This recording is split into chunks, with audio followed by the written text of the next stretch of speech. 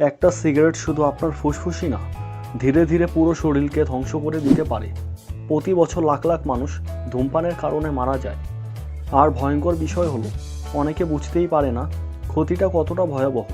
আজকের ভিডিওতে আমরা জানব ধূমপান আমাদের শরীরে কী কী ক্ষতি করে এবং কেন এখন এটা ছাড়ার সিদ্ধান্ত নেওয়া উচিত।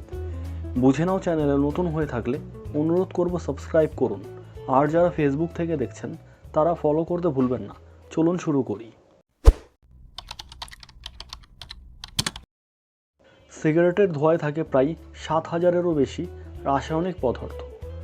এর মাধ্যমে শতাধিক পদার্থ শরীরের জন্য বিষাক্ত এবং অনেকগুলো ক্যান্সারের কারণ হতে পারে।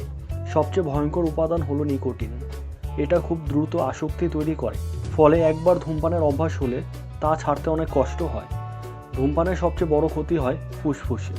ধীরে ধীরে ফুসফুস কালো হয়ে যায় এবং অক্সিজেন নেওয়ার ক্ষমতা কমে যায়। ফলে দেখা দেয় শ্বাসকষ্ট, দীর্ঘদিনের কাশি, হাঁপানি, ফুসফুসের ক্যান্সার। অনেক ধূমপায়ী সামান্য হাঁটলেই হাঁপিয়ে যায়। ধূমপান রক্তনালী সংকুচিত করে দেয়, ফলে রক্ত চলাচল বাধাগ্রস্ত হয়।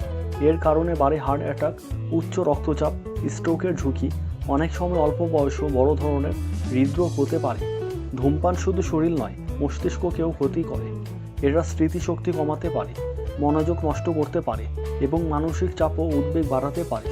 গর্ভ অবস্থায় ধূমপান করলে শিশুর স্বাভাবিক বৃদ্ধি বাধাগ্রস্ত হতে পারে। এছাড়া পরোক্ষ ধূমপানও খুব ক্ষতিকর, অর্থাৎ আপনার পাশে কেউ ধূমপান করলে তার ধোঁয়া আপনার শরীরে ক্ষতি করতে পারে।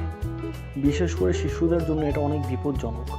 ধূমপানের কারণে দাঁত হলুদ হয়ে যায়, ত্বক দ্রুত বুড়িয়ে যায়, মুখে দুর্গন্ধ হয়, রোগ প্রতিরোধ ক্ষমতা কমে যায়, এমনকি অনেক ক্ষেত্রে আয়ুও কমে যেতে পারে।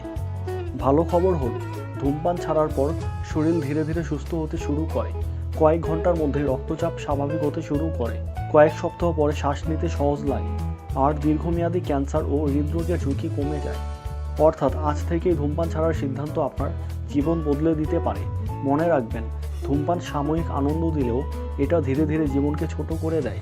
নিজে সচেতন হন এবং অন্যদেরকেও সচেতন করুন। ধন্যবাদ।